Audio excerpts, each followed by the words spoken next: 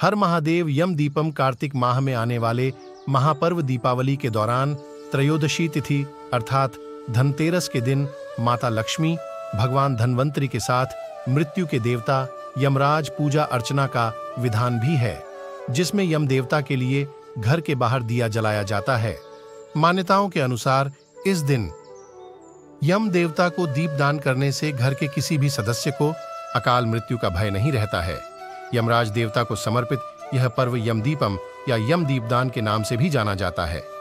दीपदान का शुभ मुहूर्त यम दीपम कार्तिक त्रयोदशी धनतेरस 10 नवंबर शुक्रवार 5:12 से 6:30 तक। अवधि 1 घंटा 18 मिनट। यम दीपम की पौराणिक कथा।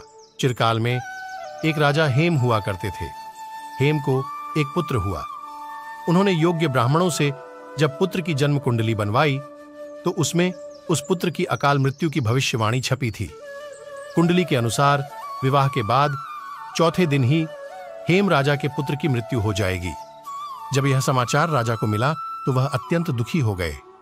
राजा हेम ने अपने बेटे को स्त्रियों से दूर रखने का निर्णय लिया और उन्होंने अपने पुत्र को एक ऐसी जगह भेज दिया जहां उस पर स्त्री महिला की परछाई तक न पड़े।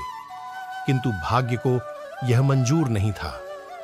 एक दिन वहां से एक राजकुमारी गुजरी जहां वह राजकुमार रहता था। राजकुमारी और राजा हेम का पुत्र एक दूसरे पर मोहित हो गए और उन दोनों ने गंधर्व विवाह कर लिया। लेकिन भविष्यवाणी के अनुसार चौथे दिन ही राजकुमार की मृत्यु हो गई।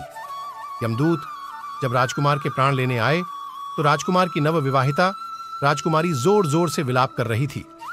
राजकुमारी की वेदना सुन एक यमदूत अत्यंत भावुक हो गया और उसने अपने स्वामी यमराज से पूछा कि महाराज, क्या कोई उपाय है जिससे इस तरह अकाल मृत्यु से बचा जा सके? इस पर यमराज ने कहा कि धनतेरस की गोधूली बेला में यदि कोई प्राणी मेरे नाम का स्मरण करते हुए दीप प्रज्वलित करता है तो उसे अकाल मृत्यु की त्रासदी नहीं सहनी पड़ेगी। इसी मान्यता का अनुसरण करते हुए लोग इस दिन दिया जलाते हैं, जिससे प्रसन्न होकर मृत्युदेव उन्हें अकाल मृत्यु के कोप से सुरक्षित करते हैं। इस प्रकार से धनतेरस के दिन को यमदीपदान के रूप में नामित किया गया था। धन्यवाद।